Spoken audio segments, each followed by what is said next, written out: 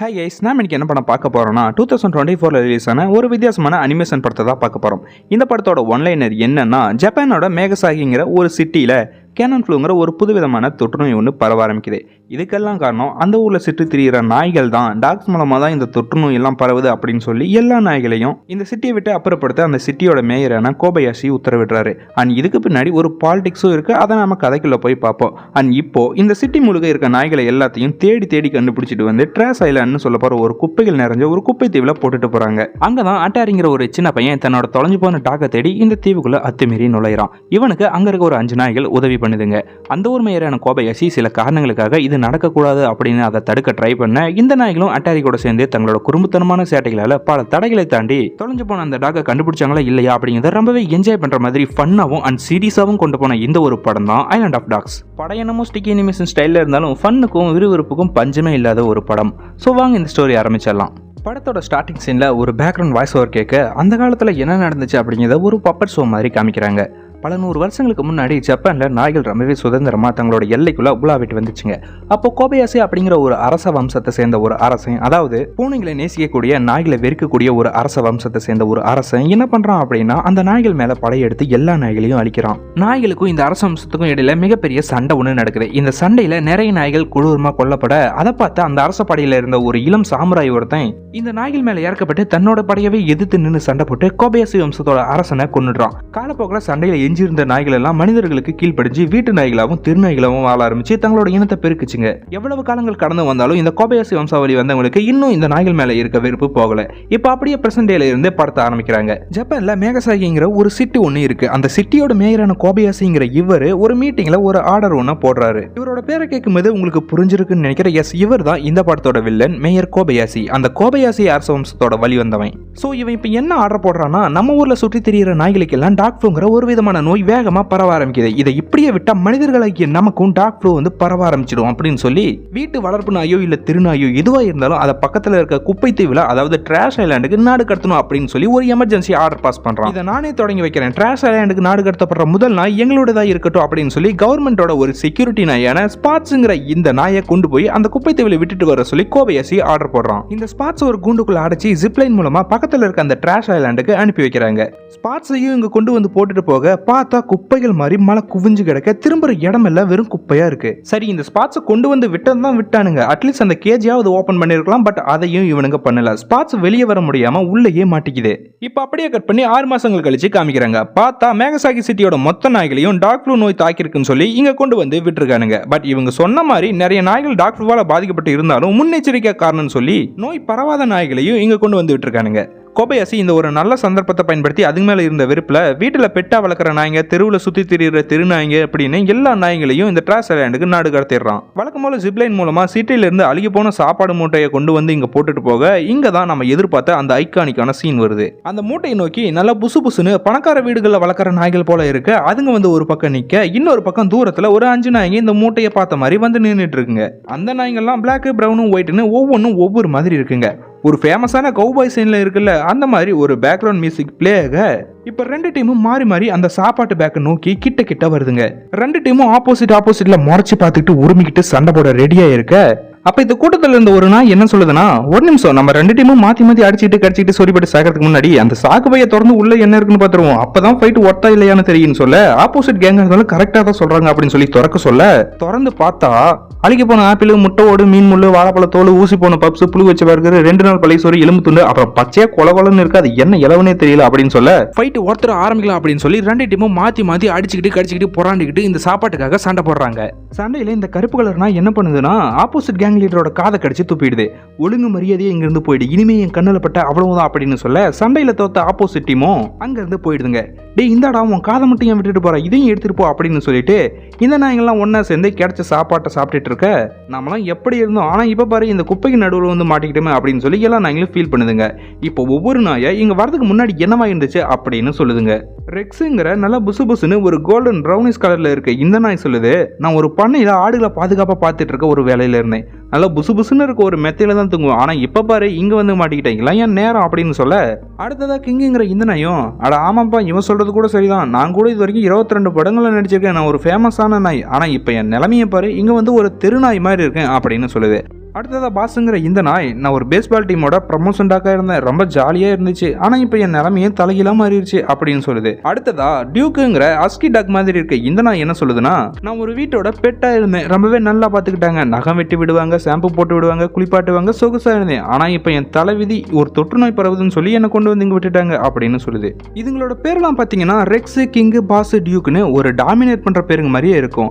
இந்த 4 நாய்களும் இனிமே இந்த குப்பைக்கு நடுவில் நம்ம வாழக்கூடாது, எப்படியாவது தப்பிச்சு போயிடணும் அப்படின்னு பேசிட்டு இருக்க ஒரு ஓரமா உட்கார்ந்துட்டு இருந்த இந்த கருப்பு நாய், என்னடா இப்படி பயந்து சாகுறீங்க, நீங்களாம் நாய்ங்க என்னன்னு சொல்லவே ரொம்ப கேவலமா இருக்கு, நம்மளோட பரம எதிரிங்களான பூனைங்க கூட இப்படிலாம் பயப்படாது, ஆனா நீங்க என்னடானா தொடர் நடிங்களா இருக்கீங்களேடா, நாய்கள்னா தைரியம் வேணும் அப்படின்னு சொல்ல இந்த கருப்பு நாயோட பேர் என்னன்னு பாத்தீங்கன்னா சீஃப் அப்படின்னு அதே சொல்லிக்குது. ஆனா மத்த டாக்ஸுக்கு இருக்க மாதிரி இதுக்கு நேம் பேஜ் எல்லாம் இல்ல. இந்த நாய் கருப்பா இருக்கிறதால நாம வேணா பிளாக்கின்னு கூப்பிடுவோம். இந்த பிளாக்கியோட பாஸ்ட் என்னன்னா, ஏதோ ஒரு கூட்டத்துல இருந்து வழி தவறி வந்தவன், மத்த டாக்ஸ் மாதிரி சொகுசா வளர்ந்த நாய் இல்ல, மனிதர்களை பார்த்தாவே இருக்கக்கூடிய ஒரு தெரு நாய். அண்ட் இந்த படத்தோட ஹீரோ கூட இந்த பிளாக்கி தான். இந்த நாய்களும் இப்படி பேசிட்டு இருக்க அங்க நட்மேக் அப்படிங்கிற இந்த ஒரு லேடி டாக் ஒண்ணு இதுங்க கண்ணில் பண்ற மாதிரி வந்து நின்றுட்டு போகுது.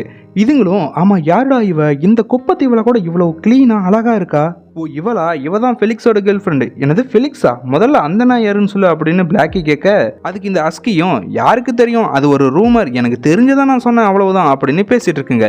தூரத்துல ஒரே ஒரு பைலட் மட்டும் ஓட்டுற மாதிரி இருக்குல்ல ஒரு குட்டி பிளேன், அது டேமேஜ் ஆகி பறக்க முடியாம அங்கேயும் இங்கேயும் பறந்து வந்து ட்ராஷ் ஐலாண்டுக்குள்ள வந்து விழுகுது.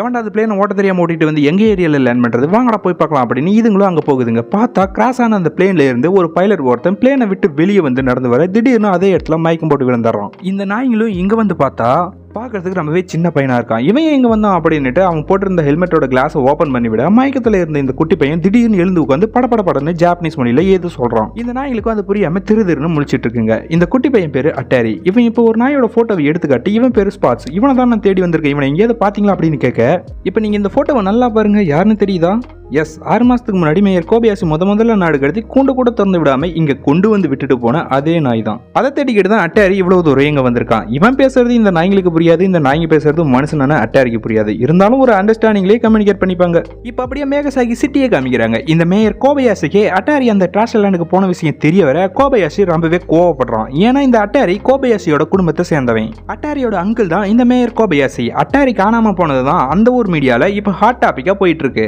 இது நடந்து சரியா 24 மணி நேரம் கழிச்சு இந்த ட்ராஷ் ஐலாண்ட்ல அட்டாரி தொலைஞ்சு போன அவனோட டாக இந்த 5 நாய்களோட சேர்ந்து ஒவ்வொரு இடமா தேடிட்டு வரான். அட்டாரி நம்ம பிளாக்கியை தொடப்போக பிளாக்கியும் கிட்ட வந்த கடிச்சு கொதறிடுவேன் அப்படிங்கிற மாதிரி உரிமை. அட விடுப்பா தம்பி, இவன் எப்போ பார்த்தாலும் இப்படி தான், மனுஷங்களை பார்த்தாவே பிடிக்காது, சரி நீ வா நம்ம போய் உன்னோட நாயை தேடுவோம் அப்படின்னு ரெக்ஸ் சொல்ல எல்லாரும் சேர்ந்து அட்டாரியோட டாகை தேடி போறாங்க. அப்பதான் ரெக்ஸ் சொல்றான், நான் ஒரு நாயை பத்தி கேள்விப்பட்டிருக்கேன், அதுக்கு நிறைய ஃப்ரெண்ட்ஸ் கூட இருக்காங்க, என்ன ஒரு கெட்ட செய்தி, அது கூண்டுக்குள்ள மாட்டிட்டு இருக்கு, அது இருக்கிற இடம் கூட எனக்கு தெரியும், வாங்க கூட்டிட்டு போறான் அப்படின்னு சொல்லிக்கிட்டே இங்க வந்து பார்த்தா நம்ம அட்டாரியோட டாகான ஸ்பாட்ஸ் இருந்த அதே கூண்டு உள்ள ஒரு டாகோட எலும்பு கூடு மட்டும் இருக்கு. ஸோ வெளியே வர முடியாம ஸ்பாட்ஸ் இறந்துட்டான் போல. இதை பார்த்து அட்டாரிக்கு கண்ணெல்லாம் கலங்குது, அழுக ஆரம்பிக்கிறான். நம்ம அட்டாரிக்கும் அவனோட பெட்டான ஸ்பாட்ஸ்க்கும் என்ன மாதிரியான ஒரு பாண்டிங் இருந்துச்சு அண்ட் ஏன் ஸ்பாட்ஸ் தேடி எவ்வளவு ரிஸ்க் எடுக்கிறான் அப்படிங்கிறத ஒரு ஃபிளாஷ்பேக் மாதிரி காமிக்கிறாங்க. சரியா 3 வருஷத்துக்கு முன்னாடி ஒரு ட்ரெயின் விபத்துல அட்டாரியோட அப்பாவும் அம்மாவும் இறந்து போயிட அட்டாரி மட்டும் எப்படியும் உயிர் பிழைக்க அவனை ஹாஸ்பிட்டல்ல சேர்க்கிறாங்க. தன்னோட அப்பாவையும் அம்மாவையும் இழந்த அட்டாரிய அவனோட மாமாவான மேயர் கோபயாசி தத்தெடுத்து அட்டாரியோட பாதுகாப்புக்காக ஒரு நாயை கூடவே இருக்கிற மாதிரி வேலைக்கு வைக்கிறாரு. அந்த நாய் தான் ஸ்பாட்ஸ். இந்த ஸ்பாட்ஸ் வேலையில ரொம்ப சின்சியர் போல. வணக்கம் மாஸ்டர், என் பேரு ஸ்பாட்ஸ், நீங்க தான் இனிமே என்னோட புது மாஸ்டர், 24 மணி நேரமும் உங்களை கண்காணிச்சு பாதுகாப்பா பார்த்துப்பேன் அப்படின்னு சொல்லுது. நாய்கள் பாஷை தான் மனிதர்களுக்கு புரியாது. சோ அட்டாரியும் என்ன சொல்லுதுன்னு புரியாம கிட்ட வர சொல்லி தடவி கொடுக்குறான். கோபயாஷியோட அசிஸ்டன்ட் ஒருத்தன் சாமி மாதிரியே இருப்பால, அவன் இப்ப கோபமா இது ஜஸ்ட் ஒரு செக்யூரிட்டி டாக் தான், இது ஒண்ணு உங்களோட பெட் கிடையாது, நாய் மாதிரி நடத்துங்க அப்படின்னு சொல்லிட்டு ஸ்பாட்ஸோட காதுல ஒரு மைக்கையும் எங்க இருந்து கூப்பிட்டாலும் வர மாதிரி அட்டாரியோட காதுல ஒரு மைக்கையும் மாட்டி விடுறான். தென் அட்டாரியும் இந்த ஸ்பாட்ஸை ரொம்பவே பாசமா பாத்துக்கிறான். 2 பேருக்கு நடுவில் ஒரு அழகான பாண்டிங் கிரியேட் ஆகுது. பிளாஷ்பேக்கை கட் பண்ணி திரும்பவும் ட்ராஷ் ஐலாண்டை காமிக்கிறாங்க. பார்த்தா அந்த கேஜோட சாவி அட்டாரி கிட்ட தான் இருந்திருக்கு. இறந்து போகும்போது தான் கூண்டுக்குள்ளேயே அடைஞ்சிருந்த, இனிமேலாவது சுதந்திரமாயிரு அப்படின்னு சொல்லி கண்ணுல கண்ணீரோட அந்த கேஜை ஓபன் பண்ணி விட்டுட்டு குழி தோண்டி அதை அடக்கம் பண்றான் அட்டாரி. அப்படியே இந்த பக்கம் பாத்தீங்கன்னா முதல்ல இருந்து வில்லன் கோபயாசி கூடவே இருக்க மாதிரி ஒரு சயின்டிஸ்ட் காமிச்சிருப்பாங்கல்ல, அவன் இப்ப இந்த டாக் ஃப்ளூங்கிற இந்த தொற்று நோயை கியூர் பண்றதுக்கான ஒரு மெடிசனை கண்டுபிடிச்சிருப்பான். அட்டாரியும் சரி நம்மளோட ஸ்பாட்ஸ் இறந்து போயிடுச்சு, இனிமே இங்க இருக்க வேணான்னு கிளம்புறதுக்காக கிராஷ் ஆன பிளேனை அட்டாரி சரி பண்ண மத்த நாய்களும் கூடவே ஹெல்ப் பண்ணுதுங்க. வழக்கம் போல நம்ம பிளாக்கி அந்த பையனை பார்த்தாவே எனக்கு பிடிக்கல, நீங்க என்னமோ பண்ணிட்டு போங்கடா, நான் வரமாட்டேன் அப்படின்ட்டு பிளாக்கி அவங்க கூட சேராம தனியாவே விலகி இருக்கான். ஒரு வழியா அந்த பிளேன் ஸ்டார்ட் ஆக அதுல இருந்த ஜிபிஎஸும் ஆன் ஆயிடுது. ஸோ இதனால கோபயாஷியோட ஆளுங்களும் அட்டாரி எங்க இருக்கான் அப்படின்னு ட்ராக் பண்ணிடுறாங்க. சரி உங்களை பார்த்ததுல சந்தோஷம், நான் கிளம்புறேன் அப்படின்னு பாய் சொல்லிட்டு அட்டாரி அப்படியே பிளாக்கிக்கும் பாய் சொல்லலாம் அப்படின்னு திரும்பி பார்க்க அவனுக்கு தான் வரட்டு கௌரவமாச்சே. ஸோ பிளாக்கியும் வேற பக்கம் திரும்பிக்கிறான். சரி இருக்கட்டும் அப்படின்னு சொல்லிட்டு அட்டாரி பிளேனை டேக் ஆஃப் பண்ண அப்பதான் நம்ம ரெக்ஸ் அந்த பாஸோட டேகை பார்க்க, அதான் அந்த ட்ரெஸ் போட்டுக்கிட்டு பெடிகிரி டாக் மாதிரி இருக்குமே அதோட காலர்ல இருக்க டேகை பார்க்க அங்க பாஸோட நேம் டேக் மட்டும் இல்லாம ஸ்பாட்ஸ்னு எழுதிருக்க இன்னொரு நேம் டேகும் இருக்கு. இது எங்க இருந்துடா கிடைச்சிச்சு அப்படின்னு ரெக்ஸ் கேட்க, அட இதுவாப்பா, இது அந்த கேஜுக்குள்ள தான் இருந்துச்சு, நல்லா இருக்குன்னு நானே எடுத்துக்கிட்டேன், எப்படி நல்லா இருக்குல்ல அப்படின்னு கேட்க, அட போடலங்க இதை முன்னாடியே சொல்ல மாட்டியா அப்படின்னு ரெக்ஸ் இப்ப என்ன பண்றானா அட்டாரி டேக் ஆஃப் பண்ண பிளேனை பின்னாடியே துரத்திக்கிட்டு போய், ஹே அட்டாரி ஒன்னும் சொன்ன இல்ல, இறந்து போனது உன்னோட டாக் இல்ல, இது வேற டாக் அப்படின்னு கத்த, அட்டாரியும் ஏதோ சொல்ல வரானே அப்படின்னு பிளேனை கீழே லேண்ட் பண்ண ட்ரை பண்ண திரும்பவும் கிராஷ் ஆகி ரிப்பேர் ஆகிடுது. ரெக்ஸ் என்னதான் சொல்ல வரான் அப்படின்னு நமக்கும் ஒன்னும் புரியல. நேரா அட்டாரி கிட்ட போய், இறந்து போனது உன்னோட டாக் இல்ல, அது வேற ஒரு டாக், அந்த கேஜ்ல இருந்து இவன் போட்டிருக்க இந்த நேம் டேக் பாரு, இதுல SPORT ஸ்போர்ட்னு போட்டிருக்கு, ஆனா உன்னோட டாக் பேரு ஸ்பாட்ஸ், சோ இது வேற டாக் அப்படின்னு சொல்ல இப்பதான் நமக்கும் புரியுது உன்னோட ஸ்பாட்ஸ் கூண்டை விட்டு தப்பிச்சு உயிரோட தான் இருக்கான் அப்படின்னு ரெக்ஸ் சொல்ல அட்டாரியும் இதை புரிஞ்சுக்கிறான். வழக்கம் போல கூட்டத்தை விட்டு தள்ளி நின்றுட்டு இருந்த நம்ம பிளாக்கி, ஆமா அங்க தூரத்துல நின்று நம்மள பாத்துட்டு இருக்கானு அவன் யாரு அப்படின்னு கேட்க, பார்த்தா தூரத்துல ஒரு நாய் நின்று இவங்களை பாத்துட்டு இருக்கு. அப்படியே கட் பண்ணி சிட்டில இருக்க மேயர் கோபியாசி கிட்ட இந்த டாக் ஃப்ளூவை குணப்படுத்துற மருந்து கண்டுபிடிச்ச சயின்டிஸ்ட் வந்து இந்த டாக் ஃப்ளூ தொற்று நோய்க்கு மருந்து கண்டுபிடிச்சாச்சுன்னு சொல்லி அதோட ரிசல்ட்டை கோபியாசி கிட்ட தர, அவனும் அதை நெருப்புல போட்டு எரிச்சிட்டு, நீ ஒன்னும் பண்ண வேணாம், இதை பத்தி வெளியே யாருக்கிட்டையும் சொல்லாத, மற்றதை நான் பாத்துக்கிறேன் அப்படின்னு சொல்லிட்டு அங்க இருந்து போறான். ஆக்சுவலா கோபியாசிக்கு இந்த கியூர் பண்ற மருந்தை கண்டுபிடிக்கிறதுல சுத்தமா விருப்பம் இல்ல. இந்த தொற்று நோயை காரணமா வச்சு மொத்த நாய்களையும் அழிக்கணும் அப்படிங்கிறது தான் இவனோட திட்டமே. கோபியாசி இப்ப அட்டாரியை பிடிச்சிட்டு வரதுக்காக சில சோல்ஜர்ஸ் அங்க அனுப்பி வைக்கிறான். கூடவே இந்த நாய்களை சீக்கிரமா அழிக்கணுங்கிறதுக்காக ஒரு ரோபோட் டாக், அதாவது டெர்மினேட்டர் டாக் உருவாக்கி அங்க அனுப்பி வைக்கிறான். அட்டாரியும் என்கிட்ட வராதீங்கடா, என்னோட நாய் இல்லாம நான் உங்க கூட வரமாட்டேன் அப்படின்னு அவனோட உண்டிகோலெல்லாம் வச்சு அடிக்க அங்க இருந்த சோல்ஜர்ஸ் அட்டாரியை வலை போட்டு பிடிச்சிடுறாங்க. இதை பார்த்துட்டு இருந்த இந்த 5 நாய்களும், டே பிளாக்கி அங்க பின்னாடி வருது பாரு அந்த ரோபோட் டாக், அதை நீ கவனிச்சுக்க, நாங்க போய் அட்டாரியை காப்பாத்துறோம் அப்படின்னு சொல்ல, எனது நானா, எனக்கு தான் அந்த மனுஷ பையில பார்த்தவே பிடிக்கலையே, அப்புறம் நான் எதுக்கு அவனுக்காக சண்டை போடணும் அப்படின்னு பிளாக்கி கேக்குது. சரி வழக்கம் போல நமக்குள்ளேயே ஓட்டு போட்டு முடிவு பண்ணுவோன்னு நம்ம பிளாக்கி அந்த ரோபோட் கூட சண்டை போடணும் அப்படின்னு சொல்லி யாரெல்லாம் ஆசைப்படுறீங்க அப்படின்னு ரெக்ஸ் கேட்க, இப்போ எல்லா டாக்ஸும் நம்ம பிளாக்கி அந்த ரோபோட் கூட சண்டை போடணும் அப்படின்னு சொல்லி ஓட் பண்ணுதுங்க. அது மட்டும் இல்லாம இங்க இருக்கிறதுலே நீ தான் பெரிய வீரன், ரொம்ப நல்ல வேற சண்டை போடுவ, ரொம்ப தைரியமானவன் அப்படி இப்படின்னு ஊசி பேத்துட்டு பிளாக்கி அந்த ரோபோட் டாக் கூட சண்டை போட விட்டுட்டு ரெக்ஸ், பெடிகிரி, அஸ்கி, பிரவுனி இந்த 4 நாய்களும் சேர்ந்து அட்டாரி மேல தொங்கிட்டு இருக்க கீழே இருக்க சோல்ஜர்ஸை கடிச்சு குதறி சண்டை போடுதுங்க. என்னடா ஆரம்பத்துல இந்த நாய்களோட பேர் வேற ஏதோ சொல்லிட்டு இப்ப வேற ஏதோ சொல்றானேன்னு பாக்குறீங்களா? ஆக்சுவலா இந்த சீஃப், பாஸ் இந்த மாதிரியான நேம்ஸ் எல்லாம் கதையோட சிங்க் ஆகல. சோ நமக்கு ஏத்த மாதிரி நம்ம ஹீரோ டாக பிளாக்கி அப்படின்னும், அஸ்கி டாக் மாதிரி இருக்குல்ல அதை ஹஸ்கி அப்படின்னும், இந்த ட்ரெஸ் போட்டிருக்கனா பெடிகிரினும், அப்புறம் இந்த பிரவுன் கலர்ல இருக்க இந்த டாக்க பிரவுனி அப்படின்னும், ஃபைனலா ரெக்ஸ் நம்ம ரெக்ஸ்னே கூப்பிடலாம். இந்த சண்டை நடக்கிற கேப்ல அட்டாரி அவனோட உண்டிகோலை வச்சு அவனை மேல தூக்கிட்டு இருக்க அந்த ட்ரோனோட கேமராவை உடைச்சிட்டு கீழே குதிச்சு தப்பிச்சிடறான். இந்த பக்கம் அந்த ரோபோட் டாக் நம்ம பிளாக்கியை போட்டு அடி அடி நடிச்சு போட்டு புரட்டி எடுக்குது. மத்த 4 டாக்ஸும் ஈஸியா அந்த சோல்ஜர்ஸ் கூட சண்டை போட பிளாக்கி மட்டும் உசு பேத்தி இந்த ரோபோட் டாக் கிட்ட சண்டை போட விட்டு மாட்டி விட்டுருச்சுங்க. கீழே தப்பிச்சு வந்த அட்டாரி சண்டையில சோல்ஜர்ஸ் கிட்ட இருந்து தவறி விழுந்த அந்த ரோபோட் டாக்கை கண்ட்ரோல் பண்ற ரிமோட்டை எடுத்து அதை ஆஃப் பண்ண வெறி பிடிச்ச மாதிரி இருந்த இந்த ரோபோட் டாக் இப்ப அமைதியாயிடுது. மேல பறந்துட்டு இருந்த ட்ரோனும் கண்ட்ரோல் இழந்து கீழே விழுந்து வெடிச்சு செதற அட்டாரியும் அந்த 5 நாய்களும் சேர்ந்து இங்க இருந்து தப்பிச்சிடுறாங்க.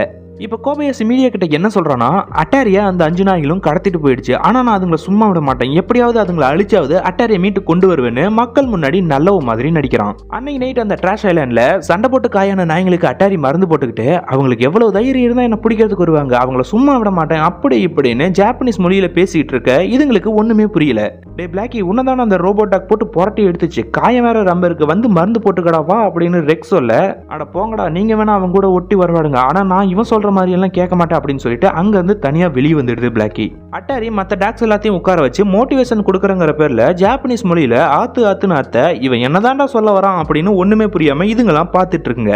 வெளியே வந்த பிளாக்கி அங்க இருந்து கொஞ்சம் தூரமா தள்ளி வந்து தண்ணி குடிக்கலாம் அப்படின்னு போக திடீர்னு ஒரு லேடி டாகோட வாய்ஸ் கேக்குது. யாருன்னு பார்த்தா நம்ம முதல்ல பார்த்தோம்ல ஃபெலிக்ஸோட கேர்ள் ஃப்ரெண்டுன்னு சொல்லப்படுற நட்மேக், அந்த டாக் தான் மேல நின்றுட்டு இருக்கு. நானா இருந்தா அந்த தண்ணியை குடிக்க மாட்டேன், ஏன்னா அதுல டாக்ஸிக் கெமிக்கல்ஸ் இருக்கு அப்படின்னு நட்மேக் சொல்ல, ஓ அப்படியா உனக்கு எப்படி தெரியும் அப்படின்னு பிளாக்கி கேட்கறான். ஏன்னா என்னோட ஃப்ரெண்டும் அந்த தண்ணியை குடிச்சுதான் அவளோட நாக்கெல்லாம் கருப்பாயிடுச்சு. சரி நீதான நட்மேக் ஃபெலிக்ஸோட கேர்ள் ஃப்ரெண்ட் அப்படின்னு பிளாக்கி கேட்க, என்ன சொன்ன அப்படின்னு நட்மேக் கோவப்படுது.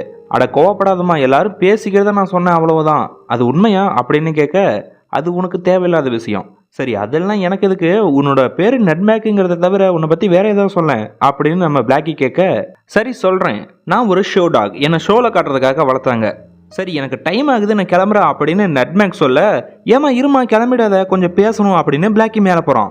மேலே வந்ததுக்கப்புறம் செம்ம அடி வாங்கின போல, நீங்கள் எல்லாரும் சண்டை போட்டுட்டு இருந்ததை நான் பார்த்துட்டு தான் இருந்தேன், நம்ம தலைவனோட மானம் இந்த பொண்ணு முன்னாடி போயிடக்கூடாதுல்ல, அதுக்காக பிளாக்கியும் அதெல்லாம் சும்மா ஒரு டைம் பாஸ், நான் அடிக்கணும்னு நினைச்சிருந்தா பீஸ் பீஸ் ஆக்கியிருப்பேன், ஏதோ போனா போகுதுன்னு விட்டேன் அப்படின்னு சமாளிக்கிறான். ஆமா, அந்த குட்டி பைலட் யாரு? யாருக்கு தெரியும், எங்க இருந்தா வந்தான், என்னென்னமோ பண்றான், அவனுக்கு என் ஃப்ரெண்ட்ஸ் வேற சப்போர்ட். ஆமா, நீ ஷோ டாக் தானே, உனக்கு டான்ஸ் ஆட தெரியல, எனக்காக ஒரு டான்ஸ் ஆடி காட்டேன். ஓகே ஆடி காட்டுறேன், ஆனா இப்ப இல்ல, அதுக்குன்னு ஒரு நேரம் வரும். அப்புறம் என்ன பத்தியும் ஃபெலிக்ஸை பத்தியும் ஒரு ரூமர் சுத்திட்டு இருக்கல, அதை நம்பாத, அதெல்லாம் போய் நான் கிளம்புறேன், குட் நைட் அப்படின்னு சொல்லிட்டு என்ன நினைச்சதோ தெரியல பிளாக்கி கேட்ட மாதிரி ஒரு டான்ஸ் ஆடி காட்டிட்டு, ஆமா நீ அந்த குட்டி பையனுக்கு ஹெல்ப் பண்ண போறியா? என்னது அவனுக்கா? நான் ஏன் அவனுக்கு ஹெல்ப் பண்ணும்?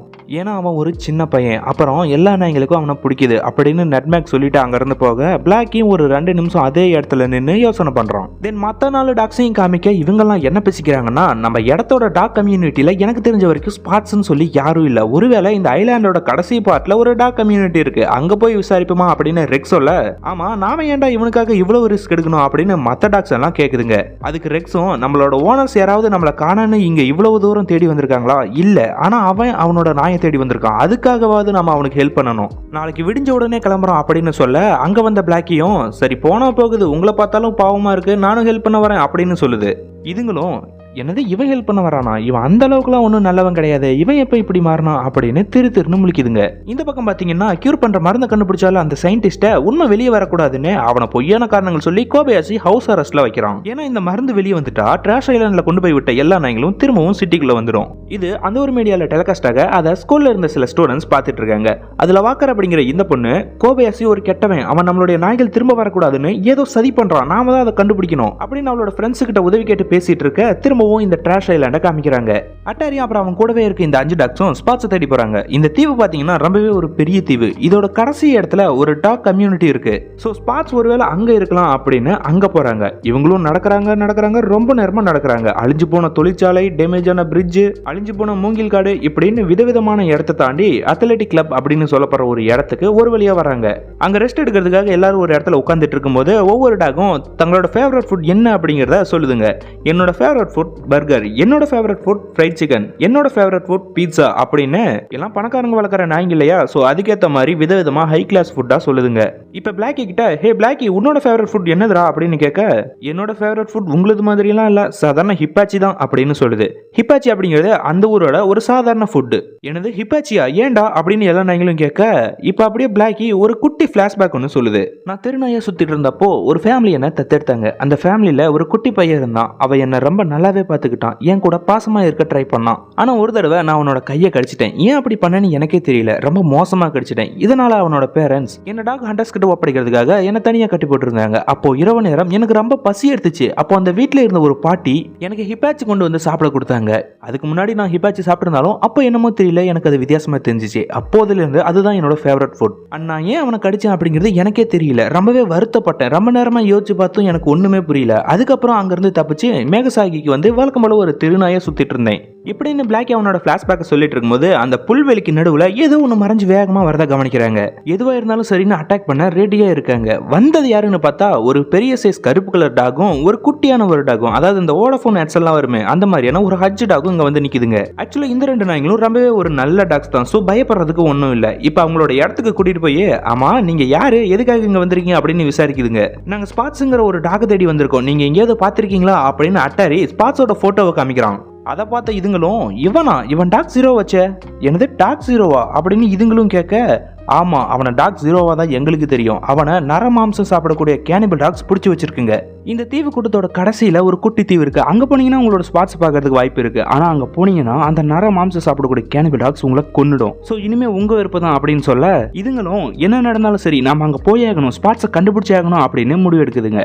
அப்படியே இந்த பக்கம் பார்க்க ஹவுஸ் அரஸ்ட்ல அந்த சயின்டிஸ்டா வச்சிருக்காங்க. அவனுக்கு தடபுடலாம் சாப்பாடு ரெடி ஆகுது. அந்த சாப்பாட்டுல இவனை சாகடிக்கணும் அப்படிங்கிறதுக்காக விஷத்தை கலக்கறாங்க. ஏன்னா உயிரோட இருந்தானா உண்மையெல்லாம் வெளியே வந்துடும் அப்படின்னு பயந்து இவனுக்கு சாப்பாட்டுல விஷத்தை கலக்கறாங்க. அந்த விஷங்கள் இந்த சாப்பாடை தர அவனும் அதை சாப்பிட்டு இறந்து போயிடுறான். கோபயாசியோட ஆளுங்க அது இதுன்னு ஏதோ காரணங்கள் சொல்லி இதை மூடி மறைக்கிறாங்க. அப்படியே இந்த பக்கம் அட்டாரியும் மத்த நாய்களும் இந்த 2 நாய்களுக்கு பை சொல்லிட்டு ஜிப்லைன் ட்ராலி மூலமா அந்த குட்டி தீவை நோக்கி போறாங்க. இன்னொரு பக்கம் அட்டாரியும் மத்த நாய்களும் போன வழியில இருக்க கால் தடங்களை ஃபாலோ பண்ணிக்கிட்டு கோபயாசி அனுப்பின சோல்ஜர்ஸ் நிறைய ரோபோட் டாக்ஸை கூட்டிக்கிட்டு இவங்களை ஃபாலோ பண்ணிக்கிட்டே வராங்க.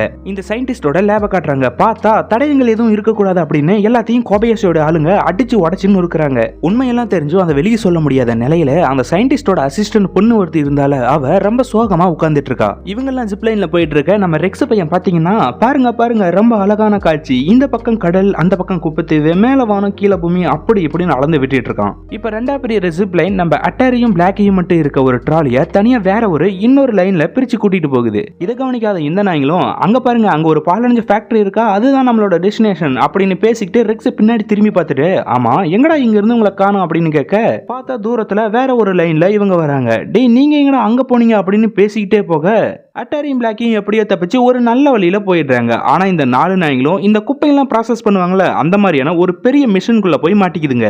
எப்படியும் நல்ல வேலையா இது ரிப்பேர் ஆகி அரையும் குறையுமா வேலை செய்யறதால இதுங்களுக்கு பெருசா ஒன்றும் ஆகல. ஒரு பழைய பார்க்குள்ள கோபயாசி வம்ச அரசனோட ஒரு பெரிய சிலைக்கு கீழே இருக்க ஒரு குப்பை தொட்டியில அட்டாரியையும் பிளாக்கையும் வந்து போட்டுட்டு போகுது அந்த ட்ராலி. இந்த பக்கம் அந்த குப்பைகளை ப்ராசஸ் பண்ற அந்த மெஷினுக்குள்ள ரெக்ஸ், பிரவுனி, பெடிகிரி, அஸ்கி இவங்க 4 பேரையும் கொண்டு போன அந்த ட்ராலி ஓடிக்கிட்டே இருக்க மெஷினுக்குள்ள கொண்டு போகுது. ஆசிட்ல முக்கி எடுக்கிறது, நெருப்புக்கு பக்கத்துல கொண்டு போய் சூடு பண்றது, கட்டிங் பிளேடு பக்கத்துல கட் பண்ற மாதிரி கொண்டு போறது இப்படின்னு இதுங்களை ஒரு வழி பண்ணிடுது. கீழே வந்து அட்டாரியும் பிளாக்கியும் இவங்களுக்காக வெயிட் பண்ணாம பிளான் போட்டபடி முன்னேறி போய்கிட்டே இருக்காங்க. அப்படி போயிட்டு இருக்கும்போது அட்டாரி வழியில இருக்க ஒரு குச்சி எடுத்து தூரமா வீசி நம்ம பிளாக்கிய அதை போய் எடுத்துருவா அப்படின்னு சொல்றான். சோ அட்டாரி நம்ம பிளாக்கி கூட ஃப்ரெண்டா இருக்க ட்ரை பண்றான் போல. நம்ம பிளாக்கி தான் கொஞ்சம் சிடுமூஞ்சாச்சு. சோ அவன் என்ன சொல்றானா, இத பாடா தம்பி நீ என்ன சொல்ல வரேன்னு எனக்கு புரியுது, ஆனா நான் உன்னோட பெட்டு கிடையாது, சோ என்கிட்ட இதெல்லாம் வேலைக்காகாது, போய் உன்னோட வேலையை பாரு அப்படின்னு சொல்றான். அட்டாரியும் தொடர்ந்து போய் இந்த குச்சி எடுத்துட்டு வா அப்படின்னு ஜாப்பனீஸ் மொழியில சொல்லிக்கிட்டே இருக்கான். அட இவன் அடங்க மாட்டான் போல இருக்க, சரி ஒரு தடவை தான் ஓகேவா அப்படின்னுட்டு அதை எடுத்துட்டு வந்து அட்டாரி கிட்ட தரான் நம்ம பிளாக்கி. அட்டாரியும் குட் பாய், நான் நினைச்ச அளவுக்கு நீ ஒன்னும் மோசம் இல்லை அப்படின்னு சொல்லி ஹக் பண்ணிட்டு இப்ப என்ன பண்றான்னா அவனோட ஸ்பாட்ஸை சுத்தப்படுத்துறதுக்காக வச்சிருந்த சோப்பு, சீப்பு, ஷாம்பு எல்லாத்தையும் எடுத்து அவனோட ட்ரெஸ்ஸையும் கழட்டி போட்டுட்டு பிளாக்கியையும் குளிக்க வைக்கிறான். குளிச்சு முடிச்சதுக்கு அப்புறம் தான் தெரியுது ஆக்சுவலா நம்ம பிளாக்கி கருப்பு கலரே கிடையாது, அவன் ஒரு வெள்ளை கலர் டாக். இவ்வளவு நாளா குளிக்காம இருந்ததால நமக்கு கருப்பு கலர்ல தெரிஞ்சிருக்கான். சோ எப்படி இருந்தா என்ன, அவனுக்கு நாம வச்ச பேரு பிளாக்கி தான். பிளாக்கியும் என்னது நான் வெள்ளை கலர்ல இருக்கணும் அப்படின்னு ஆச்சரியத்தோட மிரரை பார்த்துட்டு இருக்க அட்டாரி அவனோட ஸ்பாட்ஸ் போட்டோவை எடுத்து என்ன 2 பேரும் ஒரே மாதிரி இருக்காங்க அப்படின்னு கிட்ட வச்சு பார்த்துட்டு இருக்கான். ஆனா அவனோட ஸ்பாட்ஸுக்கும் பிளாக்கிக்கும் இருக்க ஒரே வித்தியாசம், ஸ்பாட்ஸோட மூக்கு பிங்க் கலர்ல இருக்கும், நம்ம பிளாக்கியோட மூக்கு பிளாக் கலர்ல இருக்கும். அட்டாரி இப்ப ஸ்பாட்ஸுக்காக வச்சிருந்த பிஸ்கெட் எடுத்து பிளாக்கிக்கு தர அதை சாப்பிட்ட பிளாக்கியும் இவ்வளவு பாசமா என்கிட்ட யாரும் இருந்ததில்லன்னு சொல்லி கண்ணெல்லாம் கலங்கி பிளாக்கி அட்டாரி கூட இன்னும் க்ளோஸ் ஆகிடுறான். வழக்கம் போல ஒருத்தருக்கு ஒருத்தர் ஹெல்ப் பண்ணிக்கிட்டே ஸ்பாட்ஸ் தேடி போறாங்க. பிளாக்கி அட்டாரிய ரொம்பவே பத்திரமா பாத்துக்கிறான். அட்டாரி தூங்க கொள்ள கூட பக்கத்திலேயே உட்காந்துக்கிட்டு கவலைப்படாத குட்டி பையா, உன்னோட ஸ்பாட்ஸை கண்டிப்பா கண்டுபிடிப்போம் அப்படின்னு சொல்றான். அடுத்த நாள் நடந்து போயிட்டே இருக்கும்போது மேல பார்த்தா ஒரு வழியா அந்த மெஷினுக்குள்ள போன மத்த 4 டாக்ஸும் வெளியே வருதுங்க. ஜிப்லைன் போய்கிட்டே இருக்க அட்டாரியும் பிளாக்கியும் அதை துரத்திக்கிட்டு போறாங்க. பார்த்தா மேல இருக்க எல்லா நாய்களும் அழுக்கு கறி எல்லாம் படிஞ்சு போய் நெருப்புல தீஞ்ச மாதிரி நம்ம பிளாக்கி குளிக்கிறதுக்கு முன்னாடி எப்படி இருந்தானோ அப்படி மாறி இருக்குங்க.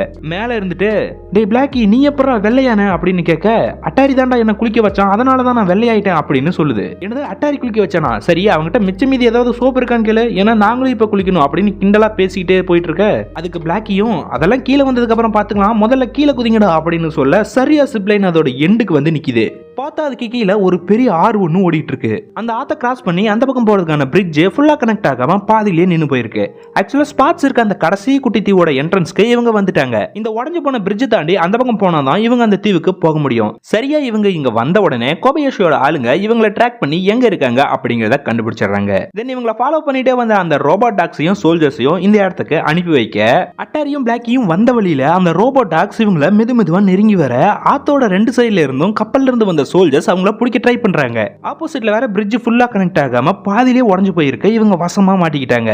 சரி அவ்வளவுதான் சோலி முடிஞ்சு அப்படின்னு நினைச்சா பிரிட்ஜுக்கு அந்த பக்கம் இருந்து தூரத்துல ஒரு நாய் குறைக்கிற சத்தம் கேக்குது. ஏதோ ஒரு நாய் தூரத்துல நின்னுட்டு இருக்கு. தூரத்துல இருக்கிறதால அது என்னன்னு சரியா இவங்களுக்கு தெரியல. இப்ப அப்படியே கட் பண்ணி முன்னாடி உண்மையாலுமே ஸ்பாட்ஸுக்கு என்னதான் நடந்துச்சு அப்படிங்கறத ஒரு பிளாஷ்பேக் மாதிரி காமிக்கிறாங்க.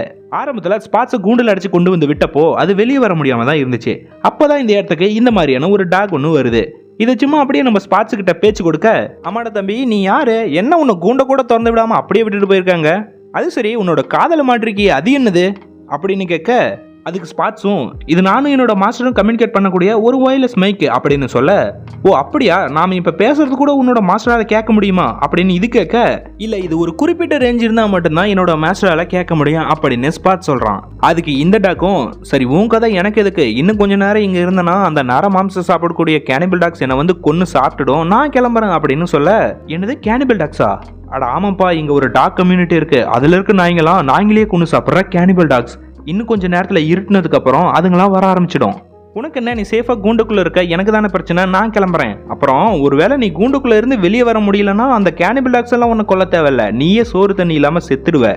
சரி உயிரோட இருந்தீங்கன்னா பார்க்கலாம்டா தம்பி அப்படின்னு ஒரு பீதியை கிளப்பிட்டு போக நைட் டைமும் ஆகுது. அந்த மூஞ்ச வாய வச்ச மாதிரியே இங்க கேனிபல் டாக்ஸ் எல்லாம் கூட்டமா வந்து நம்ம ஸ்பாட்ஸை சுத்து போடுதுங்க. கூண்டுக்குள்ள இருந்தாலும் இவனை விடுற மாதிரி தெரியல. கூண்டோட அலேக்கா தூக்கிக்கிட்டு அதுங்களோட இடத்துக்கு கொண்டு போகுதுங்க. கரெக்டா நம்ம அட்டாரியும் அந்த 5 டாக்ஸும் எந்த வழியில வந்தாங்களோ அதே வழியில அதே இடங்கள் எல்லாத்தையும் கடந்து கடைசியில இருக்க அந்த குட்டி தீவுக்கு வருதுங்க. அங்க ஒரு பாலடைஞ்ச ஃபேக்டரி இருக்கு. இதுதான் இதுங்களோட சாம்ராஜ்யம். இங்க பாதி மூஞ்சில முடியலாம பாக்குறதுக்கே கொஞ்சம் டெரரா இருக்க இவன் பேரு காண்டோ. இவன் தான் இந்த கூட்டத்தோட லீடர் போல. பாட்ஸும் இவங்கிட்ட, நீங்க எல்லாம் கேனிபல் டாக்ஸ் தானே, இப்ப என்ன நீ என்ன சாப்பிட போறியா? அது உன்னால முடியாது, ஏன்னா நான் கூண்டுக்குள்ள இருக்கேன். அது மட்டும் இல்லாம நான் ஒரு பாடி கார்ட் டாக், என்கிட்ட பல்லாலேயே செட் பண்ண பாம் இருக்கு. இதை மட்டும் நான் உன் மேல துப்புனேன், நீங்க எல்லாம் பீஸ் ஆயிடுவீங்க, பாத்துக்கோ அப்படின்னு வார்னிங் தர காண்டோவும், அதெல்லாம் இருக்கட்டும், நீ இப்ப என்ன சொன்ன, கேனிபல் டாக்ஸா?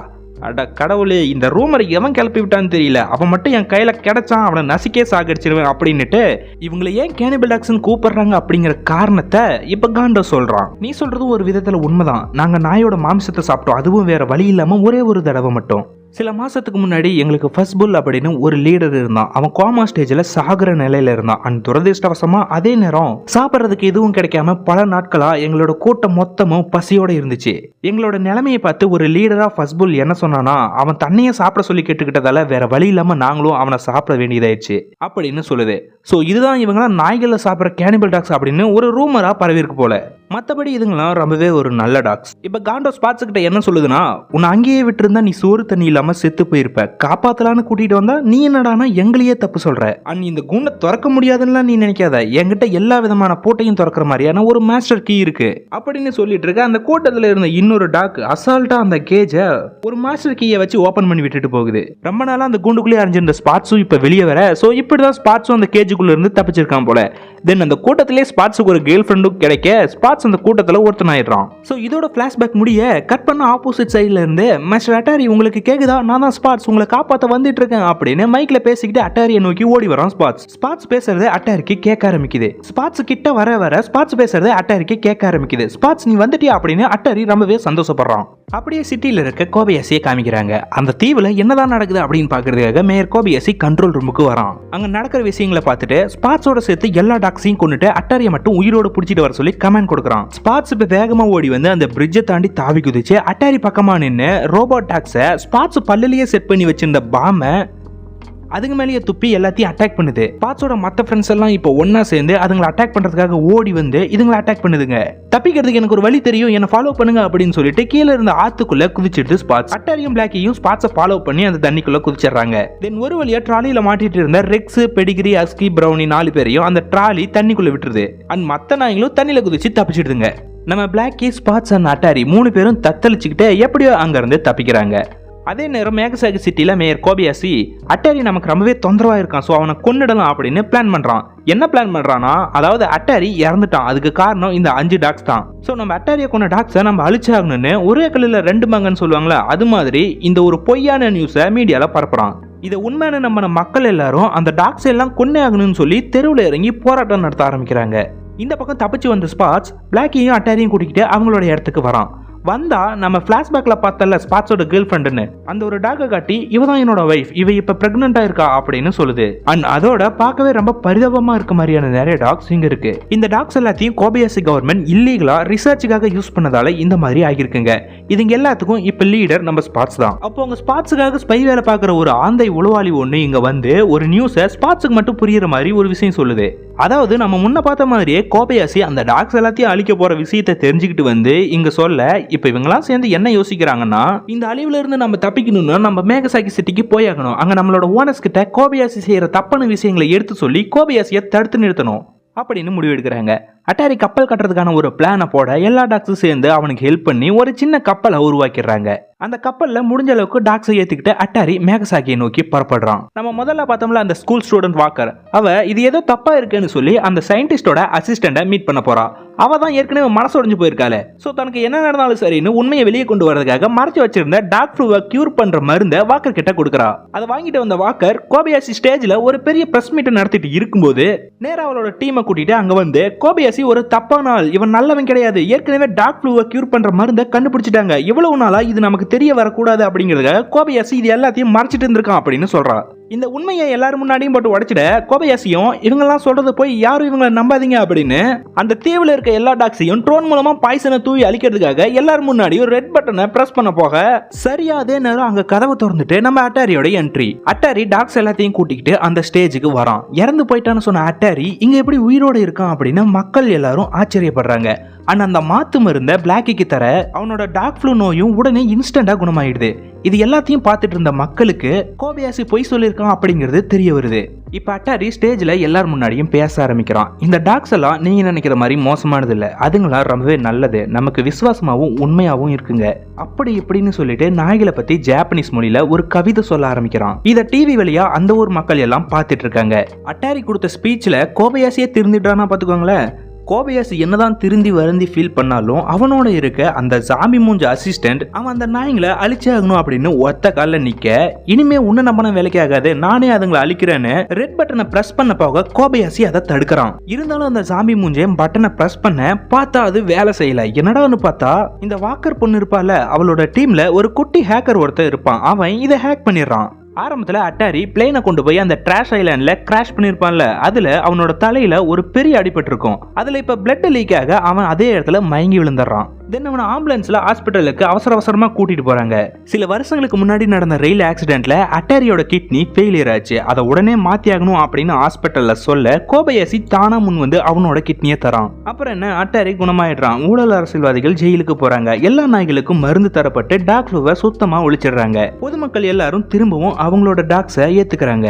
அண்ட் ஃபைனலா அட்டாரி மேகசாகி சிட்டியோட மேயரா தேர்ந்தெடுக்கப்படுறான். அவனுக்கு பாடிகார்டா பிளாக்கிக்கு பதவி கொடுக்குறாங்க. பாட்ஸும் ரிட்டையர் ஆகி தன்னோட குழந்தைகள் மனைவி கூட நேரத்தை கழிக்கிறான். பிளாக்கியும் அவனோட லவ்வரான நட்பேக் கூட சேர்ந்துட ஒரு ஹாப்பி எண்டிங்கோட இந்த படமும் முடியுது. ஸோ கைஸ், என்னால் முடிஞ்ச வரைக்கும் இந்த படத்தோட கதையை நல்லா சொல்லியிருக்கேன்னு நம்புறேன். இன்னொரு இன்ட்ரெஸ்டிங்கான வீடியோவில் மீட் பண்ணலாம். Bye guys.